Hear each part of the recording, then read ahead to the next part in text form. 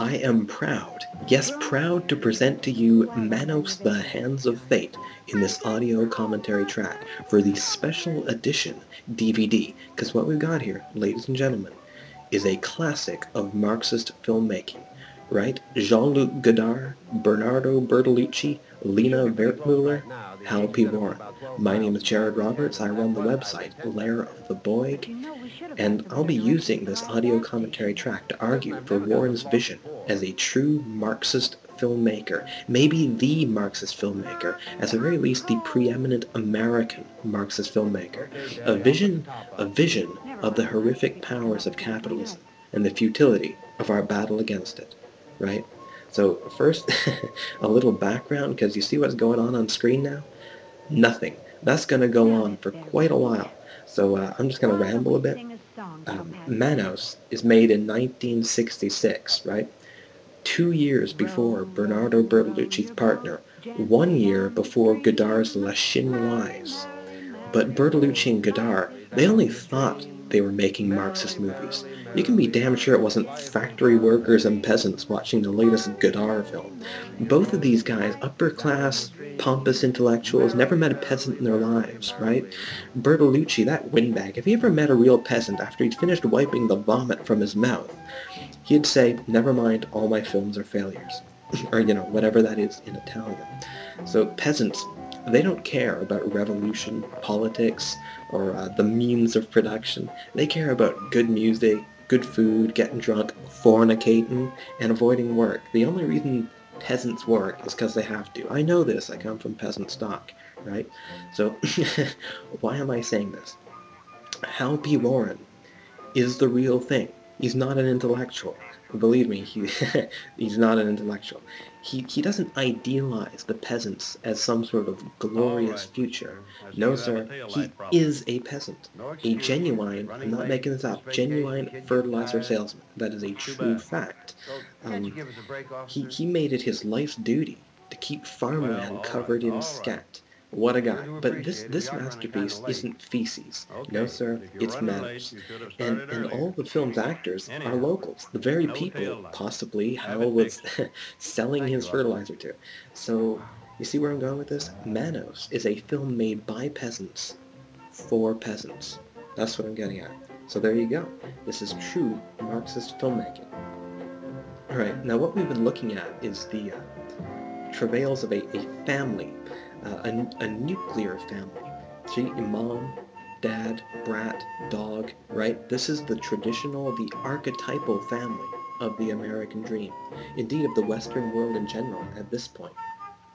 And you know who's playing the dad? That is Harold P. Warren. Hal, as he's known to his friends. Yeah, and we're his friends, right? Hal P. Warren, the director himself. This is what I mean.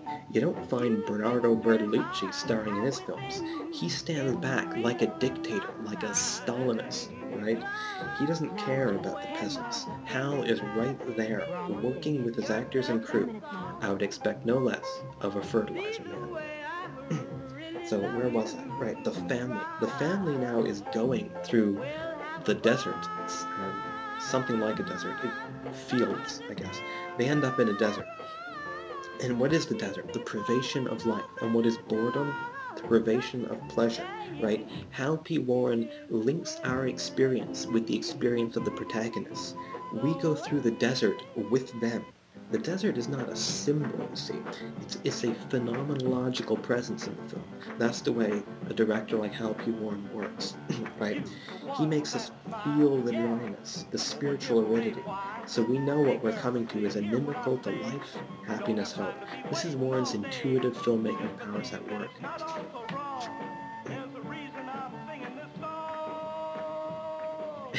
And in case we don't get it from the desert as a phenomenological presence, he places this seemingly pointless scene of a highway patrolman about to break up this kissing couple. What's that about? Is it padding? Again, it's about privation of pleasure. No affection, happiness, pleasure allowed here. Warren wants to make us feel, us suffer, as the couple and the family.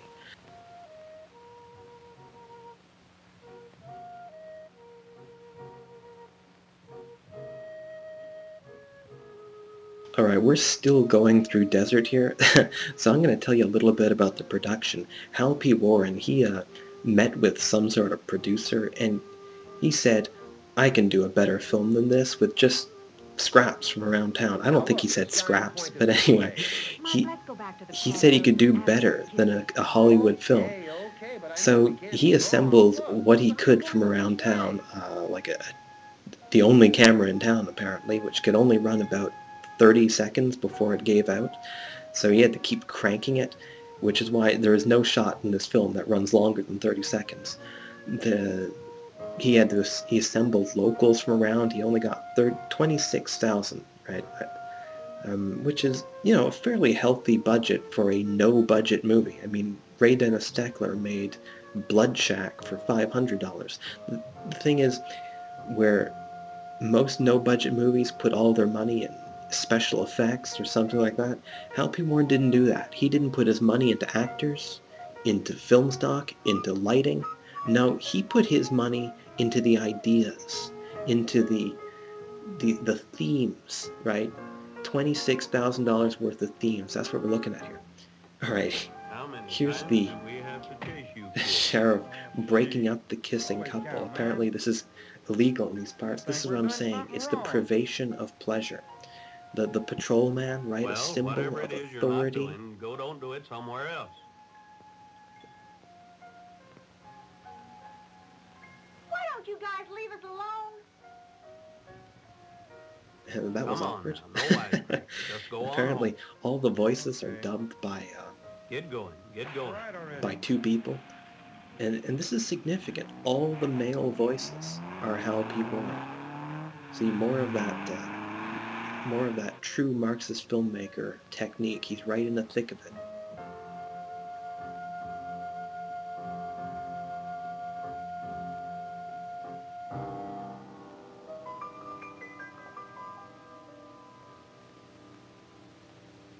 And we're gradually coming to something in some way interesting. I could have sworn we didn't make a wrong turn. You must have. Where did No, the road still go? more haggling No over need to the get upset. directions. We'll find it. See, it's this Antonioni ennui stuff again. He's making us experience the ennui of traversing the desert with this nuclear family. The aridity of materialistic culture, their convertible, fancy convertible, her kerchief, right, upper class kerchief, I think. And we're finally coming to the centerpiece of the film, at least I think it's the Where did this place centerpiece. come from? It wasn't here a few minutes ago. I don't care. Let's see if we can get It's some Warren's directions. greatest creation, on Oh, par with Falstaff, someone at the door. Don Quixote, Mr. Micawber. Yes, it's Torgo. Torgo, famous Torgo. I don't know why we got that shot of his face. Maybe Warren is emphasizing Torgo's point of view, because Torgo is the symbol of the working class in this film. He is the peasantry, the proletariat. We'll hear a lot more about that in the coming minutes from me. All right. And there he is, jittery, squiggly Torgo. Beard, classic symbol of hardy working class. Beat up clothes. Here we got a real Mexican standoff. And now this is really interesting, you see, because Mike, as Hal P. Warren's character, Mike doesn't just approach Torgo on his own, as you'd expect. He gets his whole family out to approach Torgo as a unit. Even the dog is coming. This is key. The family is a unit, a collective. The nature of the family as a unit is emphasized. I take care of the place while the master That's more Warren's intuitive powers again. It's also rather presumptuous. I mean, they are kind of imposing on this guy. I'm not sure the master I don't think this is actually a hotel. It seems to be just some guy's house. We only want to know where Valley Lodge is. Which way do See, we I mean, go? if they're just asking for directions, why do they all have to approach There's no it? place That's what I like mean. that around here. See, when there's no narrative reason for something, you have to look at the symbolic reasons. Mike, I'm scared. It's getting dark. Well, Torgo, which way is out of here? Hal P warned, he's always working at a level higher than you expect. So Torgo tells us he takes place of takes care of the place while the master is away. So what is Torgo? He's a slave. That's important. Remember what Hegel says about this? The master depends upon slaves for his masterhood, and they obviously depend upon the master for their slavery. Torgo is a slave because he doesn't own the products of his own labor or the means of production, that is the land. He works to survive, but the work is owned by another, and so is his life, right? That's Marx. I'm sure the master won't throw us out. Well, how about it, Torgo? I don't want to stay. Let's leave. Now, I'm not saying Warren has ever read Marx or Hegel. I just don't know. I'm not even saying I've read Marx or Hegel. I'm saying Warren as a peasant himself, in creating an artistic representation of his world, intuitively presents the dynamics Hegel and Marx discovered.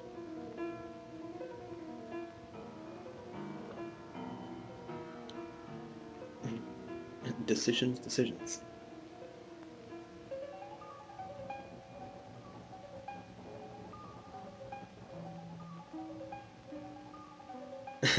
Okay, I think it's time to say something about Torgo's legs, which we're now seeing in the frame. Well, Torgo, in or out? Patient, dear. What happened here is Warren had more ambition than money and know-how.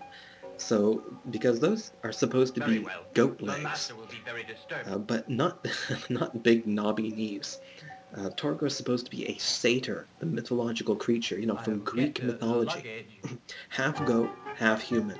The lower half is a goat, and this is significant, I'll tell you why. Satyrs were infamously lascivious rapscallions. I mean, they liked sex. Lots and lots of sex. Torgo, we'll stay tonight and then tomorrow. With anyone, pretty much indiscriminately. You cannot They were always represented in art with like a huge dick and balls. We never see Torgo's equipment, but this notion further identifies Torgo with the peasants, the working class, you see, because the perception of the upper class is that the working class is earthy, bodily, full of passions and urges, all id, hence the commonplace of rich men's wives, like screwing the gardener and the pool boy. Workers are strong and horny, and as we're going to see, Torgo is indeed quite horny. We'll get to that later. Here we're seeing hands on the mantle. This is interesting because the hand motif repeats throughout the film. Torgo's staff, you may have noticed, also has a little hand on the top of it. Feeling better already. It's and the master's robe, which we're not going to see for quite a while, Look at this. is printed with a giant hand. Manos, the god they worship, is a hand, apparently, or a hand is his prime symbol. See, there's Torgo's staff. And why? Why a hand? Well, ever heard tell on manual labor? Exactly. Manual of the hand. Manos is a symbol of labor, productivity, the work of the hands. And the high priest of the hands is not Torgo, even though he is the worker, the one who uses his hands. The master is the high priest, who, as we'll see soon enough, pretty much just sleeps all day. Now, the family have actually managed to bully Torgo into letting them stay in the master's home, improbably by saying repeatedly, "What do you say, Torgo, in or out?" Now, the actor who plays the master, Tom Naiman, painted this painting himself. So this is a sort of self-portrait of Tom Naiman, but not of the master, you understand, because, of course, while it is a painting of the master would never paint his own portrait. He would have had some servant or employee do it for him. He is the capitalist master, after all. And what Torgo just said earlier, that the master will be disturbed by the presence of the family, that sets up the film's central conflict. I love it when Torgo does that. Yeah, it sets up the central conflict of the film between family and capitalism. Family values, capitalist values. This family is coming from outside the system. He comes in with his convertible, right? He doesn't really fit in anywhere into the capitalist hierarchy. But he is with us always. They represent family as a pure thing, a pure idea. Hal P. Warren, always dealing with No matter ideas. where he goes. What does that mean? the most vicious-looking animal I've ever seen. Well, I hope he goes where the master goes. There is nothing to And fear, just Madam. going back to this idea The that master loves you. Hal P. Warren Nothing will happen did to you. all the male He likes voices in the you. film.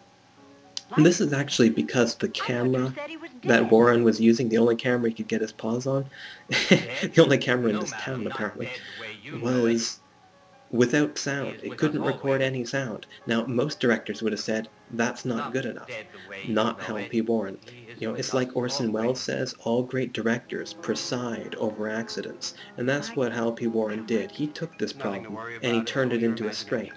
By imposing his voice on every male character, he makes the point that there's a certain homogeny of the soul. That is to say, all humans are equal. Master and slave are one and the same. That's Warren's intuitive Marxism working on that subtle level again, you know.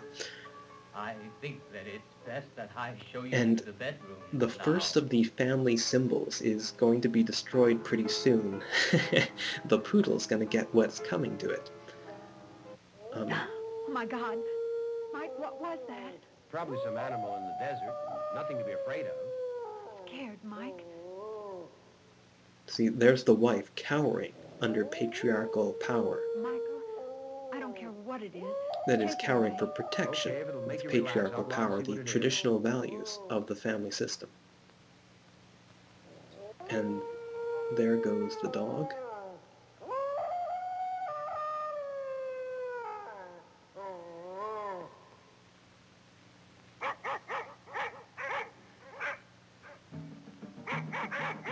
The family dog being destroyed by the capitalist dog. I heard... How's that for a symbol? Not too subtle. Hal P. Warren usually is more subtle than this, but you know, sometimes you just gotta make a point to the audience. Still, it's amazing that this film was made right in the hotbed of anti-communist sentiment that is America.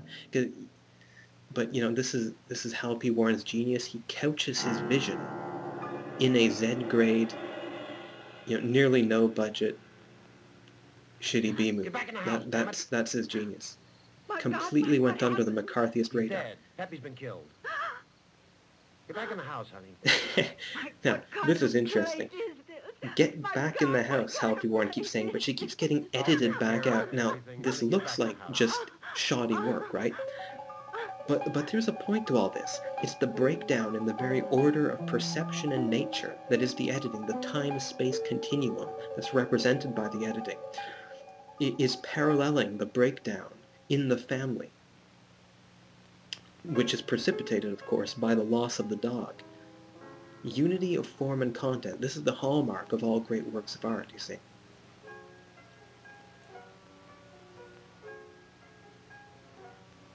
Mike. Oh, Mike, what could have done it? Alright, so a lot of nothing is going on right now, so I'm going to go back to Funny, Bertolucci, it was probably some animal from the particularly desert. his place socialist must be full of epic them. Novecente, or 1900 in English, which begins with oppressed peasants and ends with the peasants overthrowing the landowners and taking over, you know, that kind of thing. Mike, I want to And leave this Manos place. is the total Now. opposite of that, the flip side, Okay, if honey, you will. leave right away. Where the Manos hell is is that Novecente caretaker? if the peasants never win. Manos is the dark night of the soul without a light at the end. That's why it's a horror movie. This is Marxist horror. And it's much more honest, realistic, and immediate, I think, than the over-polished utopian epic Bertolucci film. We're leaving. A beautiful Mind putting film, luggage back in the but car? you know, the human condition and revolt and the failure of you wish. revolution, the Foucauldian Right now. impossibility of Fast, change, damn that it, requires fast. not beauty and polish, but something rough and ready, some harshness, messiness, grit. Remember, form and content have to be united. This film, Manos, represents the hideousness and anguish of failed revolution, right? Good. And the revolution is actually mounting. Not in this scene, but it is mounting. See, remember what I said, peasants don't care about the means of production and revolution. They care about fornicating and drinking. And Torgo, the working class, he's about to revolt over women, particularly this woman. You see, his staff is erect in the frame right now. The satyr is horny for Mike's wife here. and she will be the cause of his revolt. Eros, eroticism, will I'll be be the glad to cause leave. of I've peasant got all revolt. this place I want. Madam, it will be very dangerous to leave now. The master wants you. Wants me? Is that What kind of tension talk is between that? family and capitalism again. He Torgo, wants you a for his part of this wife. capitalist He loves system, the beautiful working class, women. is being drawn towards family. Or maybe, maybe he just wants... No, he does want her to be his wife, that's true. But it's not clear what in Torgo's mind a wife is. Okay, here comes the amazing seduction. This is... Warren focuses the seduction on what? The hand. Torgo's hand. Remember, this is called Manos. The means of labor, the hand. There's that hand motif on his staff, on the mantle. The laboring hand reaching out for the product of its labor, the luxuries of life, woman. But he shot down colder than a polar bear's ballsack. You see, the master owns the wives, and the wives, we haven't met them yet, but we will very soon. Master They're wants kind of you, a but he symbol can't for have you. all I want you. Stop that talk this instant, you hear? all material Wants you, but he can't objects, have all you. things of desire in a capitalist system. The master really owns them all. He is wealthy. Torgo can create his subsistence through work, but he can't really have the goods in life. Wives.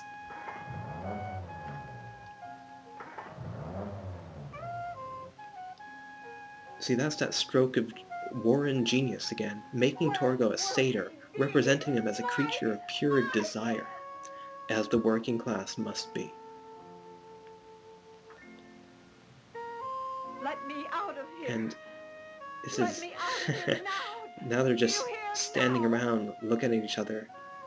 See, Forgive awkward me, silence. madam. This is some of that ennui that we saw in the desert. I meant no harm. Ennui as a consequence of materialistic culture. This is what Antonioni Where was did I tell my exploring husband? in Italy at this time. Warren was doing the same thing, not quite as consciously, I meant but no it was there harm, by madam. I intuition. protect See, you. Warren and Antonioni, they're protect parallel you. inventors, like Newton and Leibniz. Very well. I won't tell my husband. Now, Now let me out. getting back to Hegel, I said the conflict of the film is family versus the capitalist order, but it's more than that. There's a dialectic in this Hey, film. Maggie, the damn car won't The start. capitalist order is the thesis. The family is the antithesis injected in here. Families Damn car predate won't capitalism Well, historically. that capitalism really is a fixes system things. for What ordering are we gonna do ownership now? I don't that know, was and I couldn't thrust find upon anything the wrong with it organization either. of families and Hey, created a Torgo, where's the distinct phone? family and social order, usually with a ruling Yes, father, Alexander a Graham submissive Bell, you know, homebound mother, telephone. a little girl, a black poodle, and a convertible. There is And none, sir. economic The master order doesn't versus social approve order, of that's what we got here. Such What will devices. be the synthesis? Then where is the nearest phone? The nearest phone is at the crossroads. That's Apparently, 10 miles. John Reynolds, this is 10 the guy miles? playing Torgo, Might as he well was be on 10,000 drugs throughout this miles. production, Easy, so buddy, it won't that's help to why he get gives mad. this peculiar performance. The master Warren, won't mind again, you staying uses what would tonight. seem to be a problem. He has no choice. Uh, You a can't leave, you drug-addled can't walk out of here, star. the damn car won't start. Torgo is the star, I'll let's just bring admit the that. bags back to the room. This would probably bug most directors, but not Hal P. Warren. He turns this into a solution. Torgo's jittery behavior encapsulates the anxieties of the working class, their existential Sinister angst, right? isn't descriptive enough. Not having Honey, we'll security leave in the this morning. world of being a Soon this place will landowner. be forgotten. Forgotten. So that's a breeze of I'll never existentialism gusting through Debbie's this Marxist gone. desert. I just hope Debbie will understand. She'll And by all understand. She's my accounts, baby. She'll Hal P. understand. Warren worked feverishly on this film. There's a documentary that was She's made my baby. She'll understand. in 2004, I think, called Hotel Torgo. And they Say, where interview is she? one of the crewmen who says how they Oh were my God. convinced My Warren would have a God. stroke But don't before get the brought film up. was She's probably finished playing hide and seek. filming. Okay, That's, Debbie, we'll see you. Come out wherever you are. Maybe she slipped into one of the rooms. That's dedication. Debbie? Right. It's just Debbie? unfortunate that the result was too radical for its time. No one really understood Manos. Torgo, have you seen Debbie? They laughed No. at it. But who's laughing gone. now, Help us right? find her. Hal P. Warren. Well, he's dead. But if he were She alive... couldn't have gone outside. The door's bolted. For God's sake, don't panic. She's got to be in here. Now, Is there I another kind exit to of the missed outside? something earlier, but Torgo made a deal In the kitchen. with Mike's wife, which I find kind of odd. He offers to protect her if she keeps her mouth That shut door about, bolted too. well, his quasi-seduction, Outside, whatever Mike. that was. It's got to be It was outside. pretty All right, half-hearted look seduction outside for a for her. satyr, but anyway. Debbie? He offers her Debbie? protection. This is interesting Debbie? because Debbie? insofar as she has no idea Mike, I'm there's scared. anything to fear, really, The animals in the Cut desert. it What- out. what really is the essence of this protection? What does he expect to protect her from, and what does she expect him to protect her from? It's very odd. But he's already intent on revolt, you see. In revolution, with the overthrow of power, We'll you find have, her. as in Hobbes' Don't Leviathan, worry. the war of all against all. And in that war, those who can ally themselves can survive better. This is how, in the Hobbesian view, societies begin. Debbie? Debbie? You see, you could see Torgo as striving for a better synthesis that escapes from capitalism. But as soon as we get the master in here, that good synthesis is going to be pushed out of the way by a darker synthesis that leaves capitalism Mike, intact it's the for the dog most from the part. portrait. Stand back, Debbie. Stand back. This little girl's voice cracks me up. She was, of course, dubbed by Darling, baby, you could an have been adult, hurt. which is why she sounds so odd.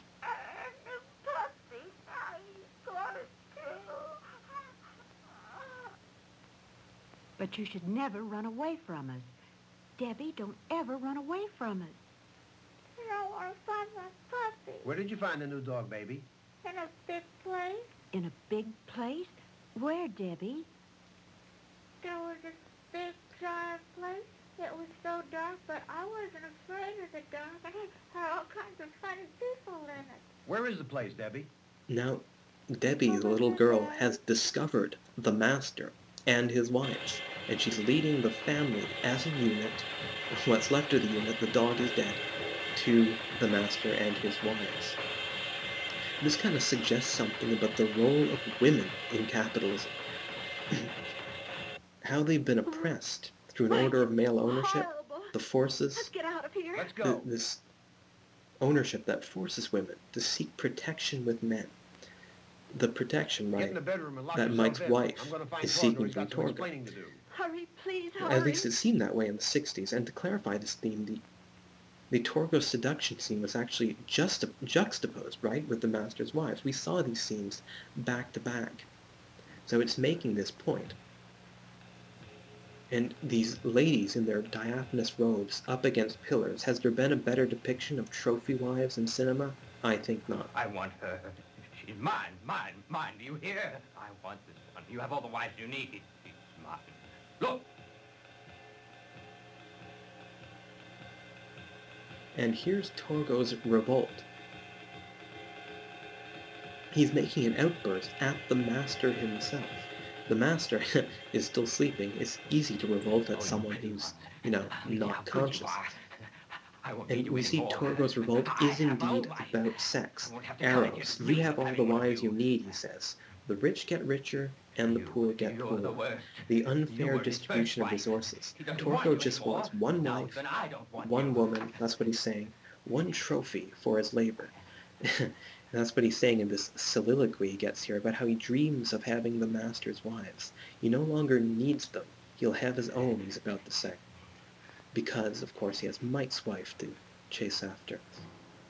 He seems pretty sure he's going to get her. And another seduction. Look at that hand go. But this is how landowners hold power over the peasants. They have all the workers' dreams in their hands. If the workers had resources of their own, they wouldn't work anymore. And Torgo is convinced he will have his own resources now in Mike's wife, so he's through with them. That was a vaguely necrophilic subtext in Torgo's seduction of an unconscious woman. It seems Torgo does kind of take advantage of these entranced ladies. And did something happen in that dissolve there?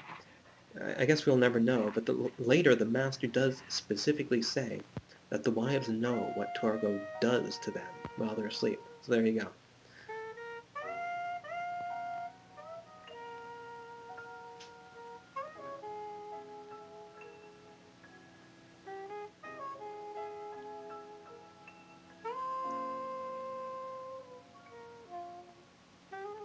And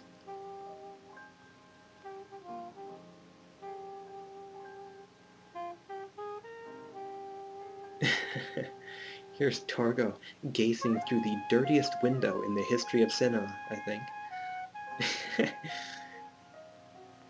This is the closest the film comes to true eroticism, I think. Nighty from Sears, I think. And Torgo's gazing with glee. Is this voyeurism we're looking at here? Now, in voyeurism, you want to keep the object of study apart. The window here is Torgo's window to the future, his dream future of possessing this woman. In this film, women are a symbol of power and ownership like land, so this isn't voyeurism. And whack, there goes Mike. Torgo attacks the father, the family being further destroyed, separated by its collision with the capitalist structure.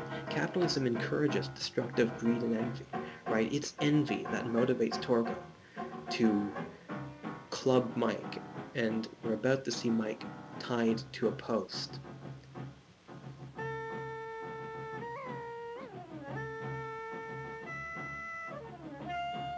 And what we have here is actually the film's first act of violence, perpetrated by Torgo, the working class. I think that's significant. I shouldn't have to say why by now.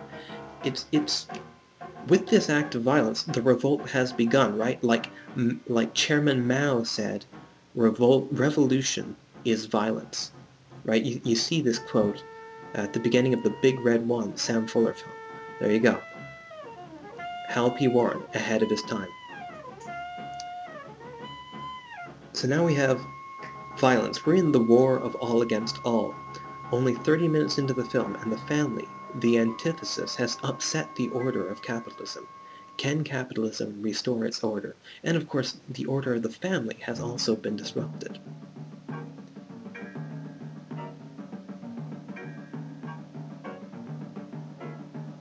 And this is, of course, just a step in Torgo's plan to get woman.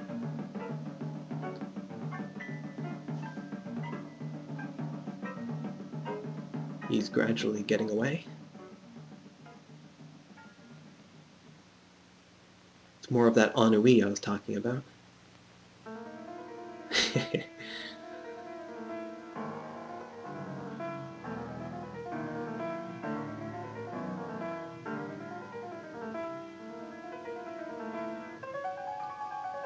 Alright, now this is important. The master awakes. Just as the patriarch of the family is rendered impotent, the master becomes erect in the warm glow of fire. And he's about to take his dog to his side, identical to the painting. And in a particularly artsy move, we'll see. Wait for it. we cut to the painting and see they're in basically the same pose. We're not... You see, Hal P. Warren isn't telling us, here is the master. We already know that. He's giving us the symbol of potency that the painting represents, showing that the master has now risen to his full force. It's all very phallic. And we're back to the kissing couple. Strangely, Warren cuts to them and they're still at it hours later. Why? To show the spreading of revolt. They're disobeying police orders, and it's about to be broken up again. Authority reasserts itself and wins. This is juxtaposed with the rise of the master, authority reasserting itself. It's the thematic, not the narrative significance, but the thematic significance. That's the level Warren is always working on. You have to remember that. Have a heart, will you? He's just like Eisenstein, always juxtaposing for theme.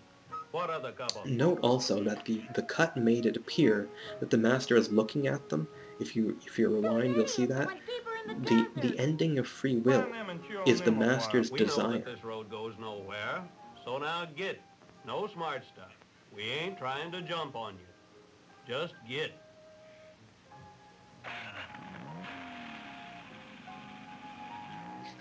Just get.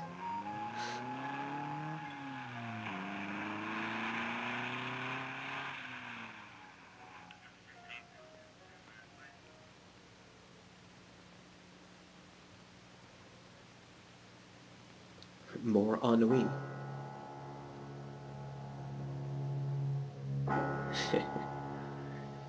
And we're back to the master. He's about to get a soliloquy. This robe, incidentally, was designed by Tom Naiman again. He seemed to be quite an artist. It's a pretty neat robe with the handprints.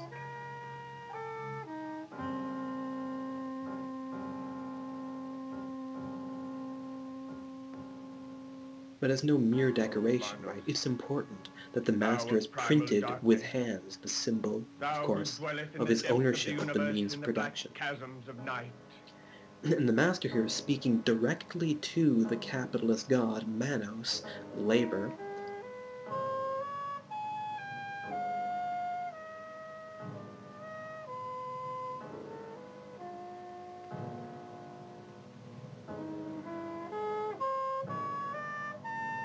A pan from his face to fire. What's the significance there? Thou who bestowest the mother darkness upon thy faithful, to live eternally in her keeping, thou dost make him most blessed forever. And thou who dost curse with eternal burning light those who transgress against thee, holy art thou, holy art thou, holy art thou. And I guess that's the face of Manos. I thought Manos might actually be a hand, but he seems to be some sort of real deity with a human face. Just hands are a symbol, I guess. Give ear to our words, O Manos, and hear us. Hear us. Hear us. So fire and the moon are two symbols Thou art our God. associated with the master. Arise, my wives. I'm just Give ear noticing to the that now, words so of I'm not Manos. really sure exactly what it means. I'm Arise, sorry. my wives, and hear the will of Manos. The child to live will grow up to be a woman, and as the oldest of the wives, I demand that she live. And here Warren cuts for, I guess, bathos is kind of for comedy, oddly enough. After this solemn command for his wives to rise, we've time-lapsed to the master sitting annoyed with the cacophony of wives. They are rather noisy creatures. See, it's more disorder in the system due to the presence of the family. Some of the wives don't want Debbie to be sacrificed because, hey, one day she can be another harem girl. This is the pure capitalist way of looking upon the world, what Heidegger called technicity. Everything is viewed as a resource to be exploited. Children are valued only as their potential to be wives or workers, in this case a wife, a productive member of the system. Enough! Enough of this stupid bickering. A child must die.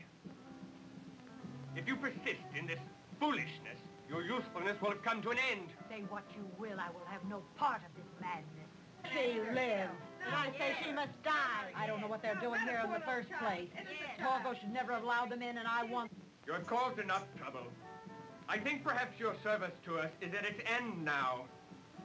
And the next outburst of violence within the system is coming. Silence! And now, my wives, I shall deal with the one who is responsible for the child being here. Torgo, he's the one. Get Torgo. You are responsible for this nonsense. We shall dispose of you later.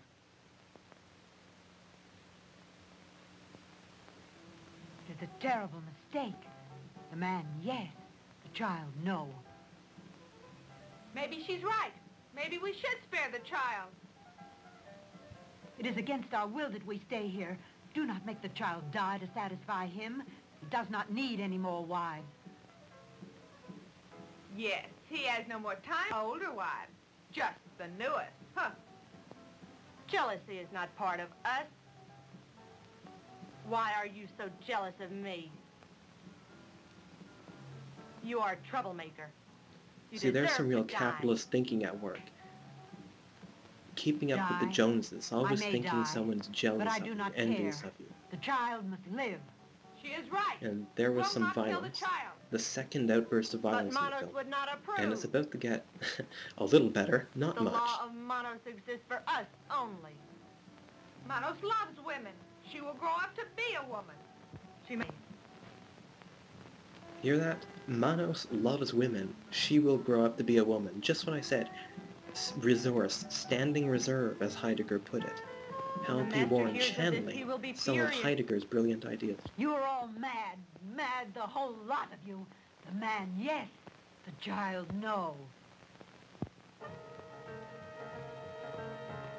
And here we've awkwardly edited ourselves into a genuine cat fight. Not nearly as arousing as it ought to be. These ladies are wearing perhaps the least erotic panties what they could find. I think those went out of fashion in the 30s. Standing around the desert all day, one does wonder whether they ever require a change of panty, and if so, where are the panties kept? And does Torgo wash them out? These aren't particularly useful questions, I just find myself interested.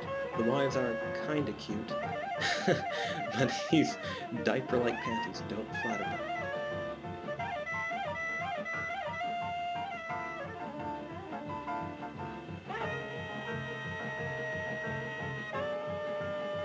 Now, is the lady with the high blonde hair who started this revolt the eldest wife, I think? It's kind of confused, but I think she's the eldest. She thinks Mano needs more women, even prepubescent women. Interesting. The others, young, wasteful, materialistic, they show impurity, perhaps. Impurity that is from the capitalist perspective, although the master was siding with them. That's kind of confusing. Again, Warren was running on intuition here. This isn't a high-concept film, so these things aren't going to be exact. And a drastic cut to Torgo's crotch there, something even less erotic than the cat fight. While it's hard to tell because this film is has a washed out and a low-key lighting, emphasizing, of course, the apocalyptic struggle between family and capitalism, it's hard to tell, as I was saying, that Torgo is actually lying on a clump of dirt here. Again, Torgo, working-class man, man of the earth, he sleeps on a pile of earth. And once again, we have some of that privation of conventional film pleasure, showing just what a radical filmmaker Warren is. This is what Laura Mulvey and other avant-garde filmmakers are talking about, depriving the viewer of pleasures that reinforce the dominant ideology, in this case capitalism.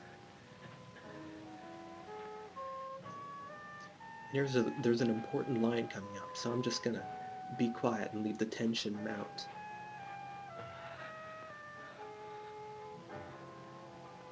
We're gradually getting to it.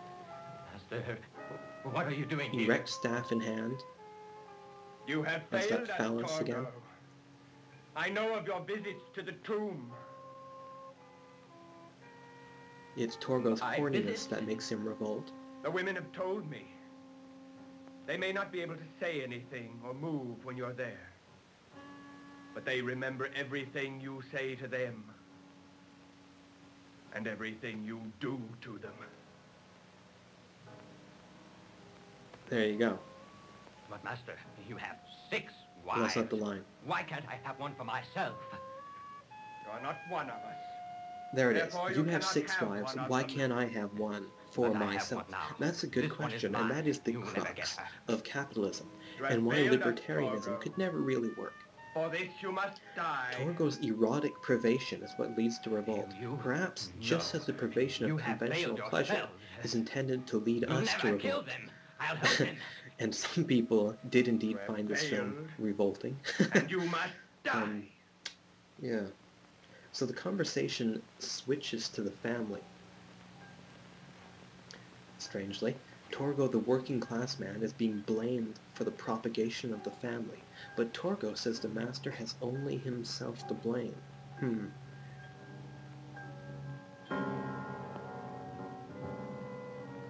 And here we see the master waving the hand staff. Is it symbolizing the hand or the phallus now? You can never tell with that staff. I guess both. He's waving his capitalist potency before Torgo, which is, of course, a particularly masculine, phallic power. He's emasculating Torgo.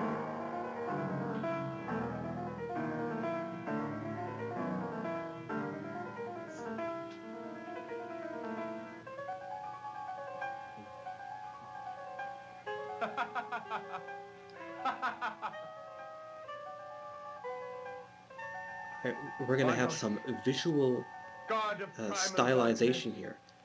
Great mise-en-scène from Hal P. The robe, the hand robe, engulfing Torgo. A sense of hopelessness is created as Torgo is blotted from the frame by this robe that symbolizes the Master's power. Alright, and one of the wives discovering Mike now. Kind of interesting what she does here. But then everything in this film is interesting.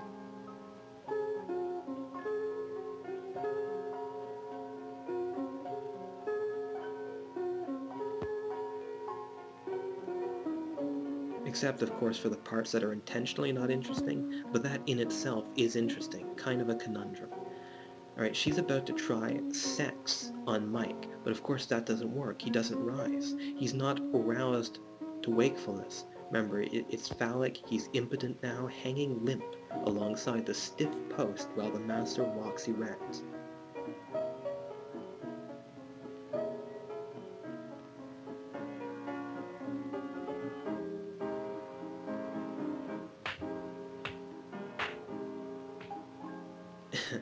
And violence doesn't work either. Even his manly urge to fight is gone. Normally a man should dominate the woman in this system, but he just hangs there limp. Flaccid, pathetic. And back to the cat fight. It's still going on, apparently.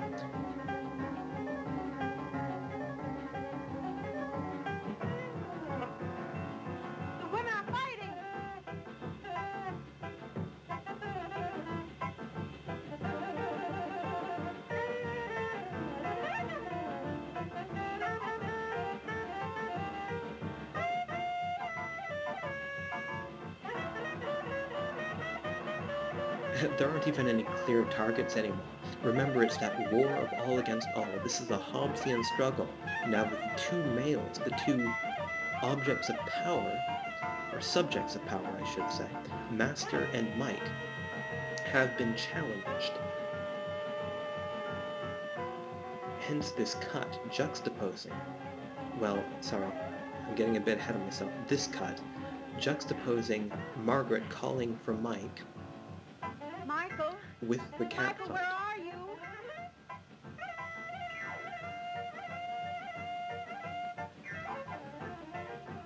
He's still hanging there. Oh, please, God, where's Mike?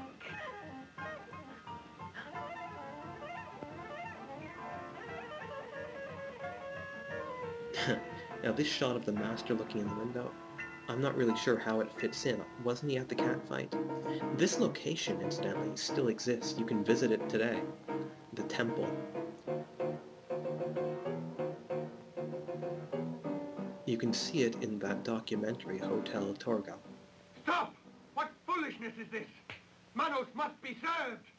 There you are. She is the one. She has upset all of our plans. This foolishness must stop!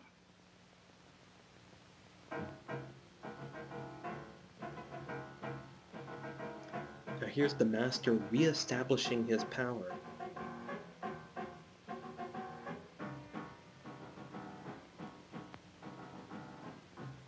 And there's his symbol, fire, in the frame.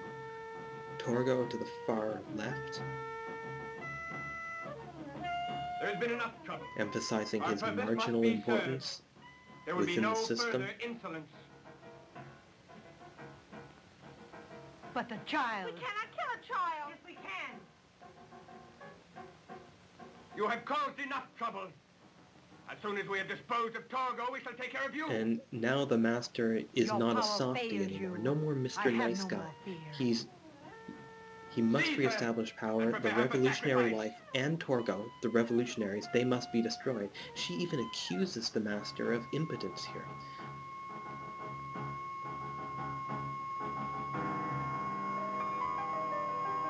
So she's bound. Stripped of her freedom. Freedom in the capitalist system is Well illusion. done, my wives. The will of Manos shall be served. I love his line delivery. Well done, my wives.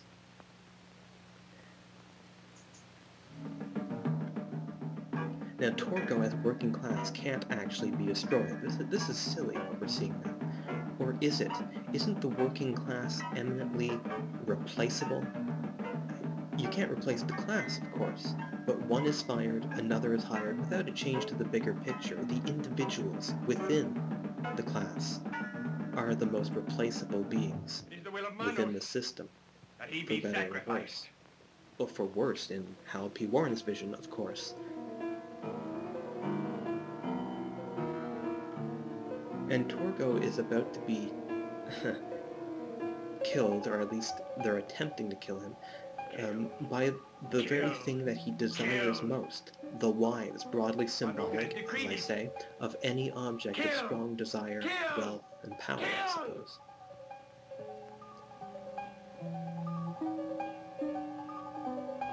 And this is supposed to be killing, I suppose.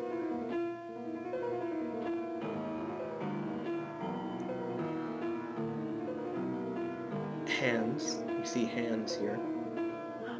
Mike, help us! Oh my God! This looks more like Torgo's notion of seduction than murder, but it's that hand motif.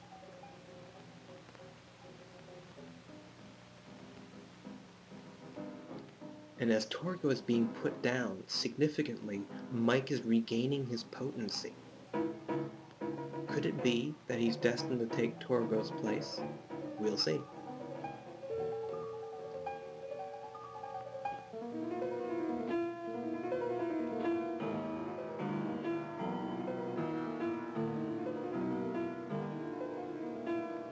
More molesting of Torgo there.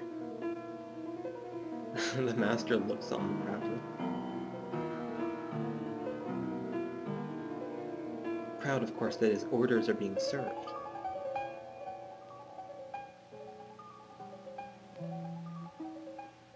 The master isn't really an erotic being. Margaret, open the door. He's not working class, remember.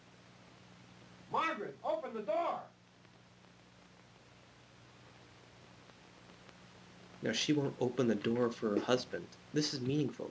She won't open the door to he who was once impotent. Enough. The ceremony Unforgiving is done. of impotence. The ceremony is done, the master says. That apparently was a ceremony.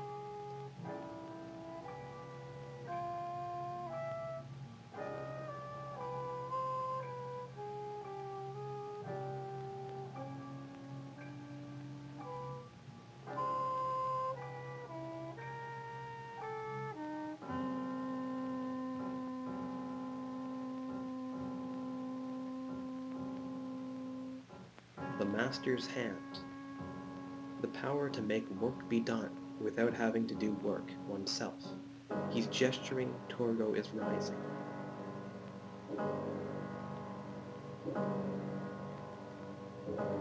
Interesting that the position of the fire in the frame there was coming from Torgo's crotch. Not sure if that means anything. But it does seem consistent with the symbolic structure of this film that I've been articulating thus far. Now, here's a pretty powerful symbol.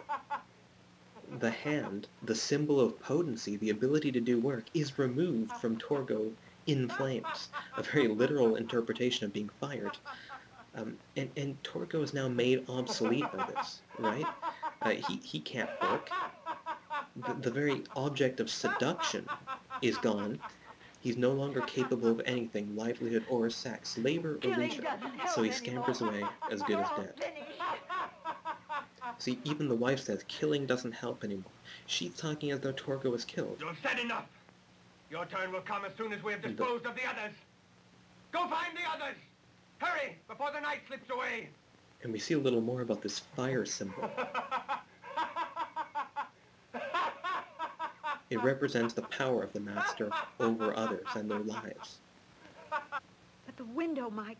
I saw him at that window. Okay, honey, we'll leave. We'll leave. We've got to leave now. I can't stand And it his any power longer. to take Please, away. Mike. We'll hide in the desert. Someone will He help. puts the hand at her feet, we just saw. That God was will destroy you. interesting because her Your idea power is ultimately failed. going to prevail, in You fact. cannot I've been endure. calling her a revolutionary, but it turns out she's not a revolutionary at all. She's rather a The gods progressive. destroy me. There's a difference. She's arguing for change within the system. Change as necessary for adapting to new circumstances. The otherwise, they're all conservatives. Destroy me. They're all part I of the am same permanent. system. Manos has made me permanent. That is, she's a part of the same system as them. She's just a Your power progressive. fails They're the you. conservatives. You are losing Progressives control. are necessary. She's Even arguing for the Torgo synthesis defied you. that is inevitable. And he was destroyed even as you shall be. Without a synthesis, they're all Your power destroyed. does not affect me anymore. Even your other wives do not trust you. See, I do not fear you, even though you beat me. Beat me again. Beat. A little sadomasochism there.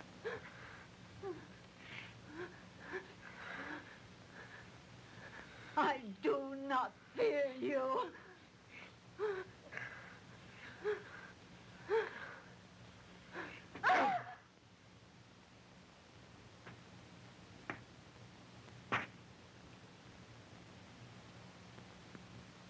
See, this is the woman taking control of her own punishment. There's a little Sartrean dialectic there.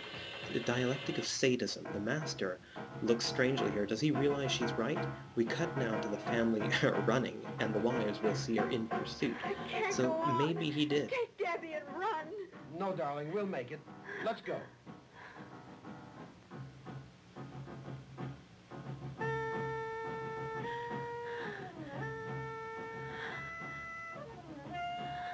Nothing up that way. Let's go this way.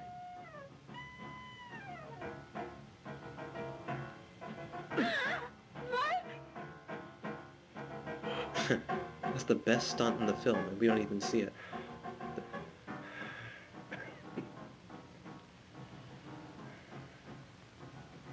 So this is the family stumbling through the dark.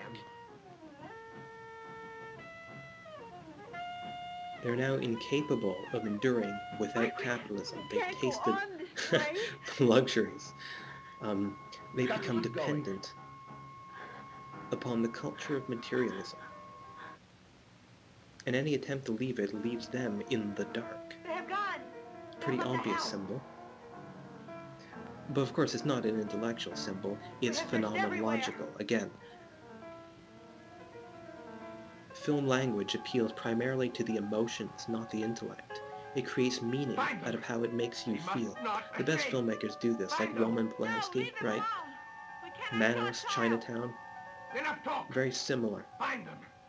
Manos will be served. The progressive appears to be dead there, you laid her on the altar. But her seeds of free thinking have set in.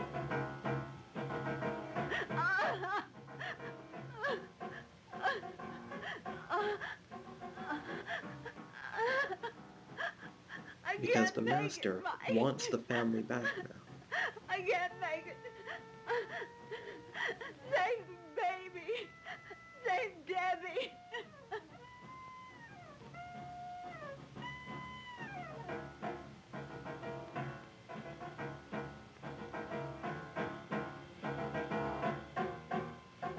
And here's the master doing something akin to work. This is the lowest point of capitalism in revolt.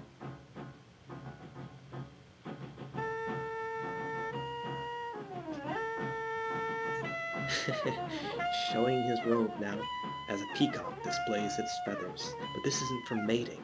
This is for display of power.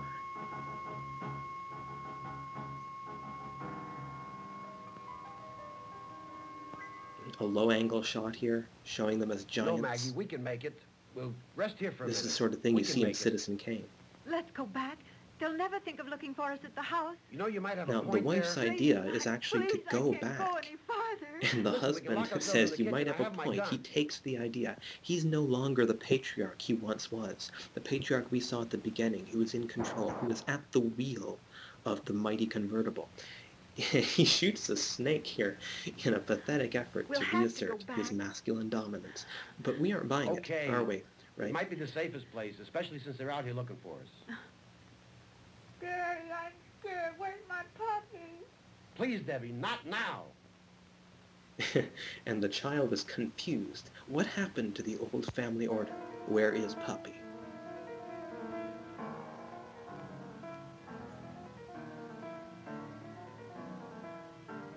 So here we see the sheriff and his deputy again, not after the kissing couple this time. The kissing couples are worth investigating, but as we'll see, gunshots are not. The That sure failure of sounded authorities like to shots. protect We'd the better rights check. of individuals This hour of within the the night, system. there can't be anybody Again, out linked here. with that This is the notion boondocks. that freedom Well, in the sound does system travel is a long way illusory. at night. It could be clear over in Mexico, for that matter.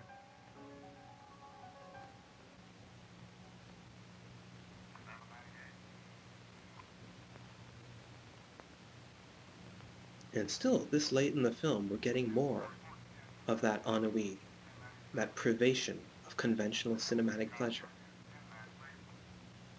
It's kind of an abstract shot.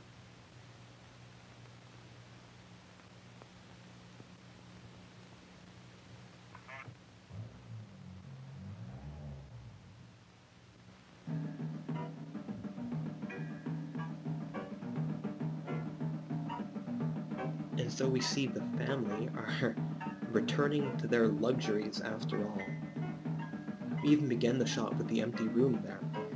A room tainted with the absence of the family, calling for them. And here's the master, the confrontation between family unit and master capitalist. This is the film's climax. Waiting, like a Sergio Leone film here, a standoff. Mike has begun, and now here's some avant-gardism. The master, after being shot, remains out of focus, indicating a fault in perception. But is it ours, or are we seeing from the family's perspective?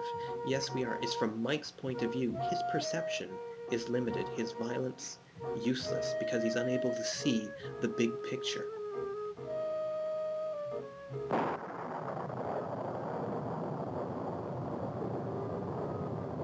He thinks that by shooting a man he will destroy the system, but not so. Sure is good to get away. Damn the rain. Vacations are fine, but this one should be great. And Yeah, the gang's coming up for the weekend. What a blast. here we've gone full circle. We're back to an approaching vehicle. Windshield wipers are on, but the convertible top was down. Not big on logic, these two. Okay, they're putting it up now. What does that symbolize, though? Women without a patriarch, a new era of liberalism to be absorbed by capitalist consumer culture.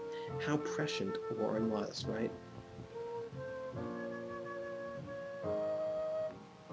He has a vision similar to Foucault's. Everything changes, and yet remains the same. Every generation gets absorbed by its past. And here we're coming to the big moment. The film's shocking ending. Well, we're coming very slowly. More of that ennui. Why the ennui now, even after the climax? Because the capitalist order has been restored. He's telling us even before we see that we're back in the desert of capitalism. A desert of the soul. Privation of pleasure.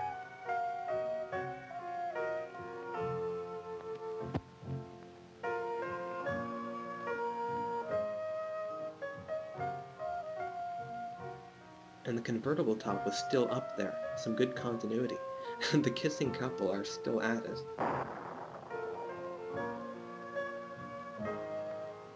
We don't see the sheriff come, but we can imagine he will break them up yet again. And here it is, the shocking ending. Mike has replaced Torgo. Some interesting cutting to the master asleep again. He feels secure with Mike in Torgo's position, and that was pretty amazing. What we just saw there was the family, the whole family has been absorbed by the capitalist system. As the progressive argued, taking the place of the peasant drone is Mike, and the family ensures a continual supply of a labor force for the powerful landowners, and is itself destroyed. That's how capitalism absorbs the family. And Mike's wife, as we saw, was now one of the master's wives, but more amazingly, so was the prepubescent daughter in a diaphanous robe. We're not going to go into that, but this is important, the decay of morals in capitalist culture. I don't know, I'm not sure what Warren was thinking there. Kind of disturbing. So there we have it, a genuine Marxist horror film. The capitalist system is victorious, able to assimilate all threats, master struggles, but retains power. As Foucault argued, everything remains the same, even as it changes. A horror for an intuitive Marxist like Hal P. Warren, but for the rest of us capitalist swine, we can enjoy the picture as the confusing, unconventional genre film it is. And this is pretty much the end, so I'd like to thank you for watching this film with me to the end, listening to these words I've been speaking, for buying the DVD. I hope you'll buy any future DVDs I get my voice on. And a big thanks, I think we should give a huge thanks to Hal P. Warren for giving us this masterpiece of erotic Marxist terror. Who can put a price on honesty this true? Alright, goodbye.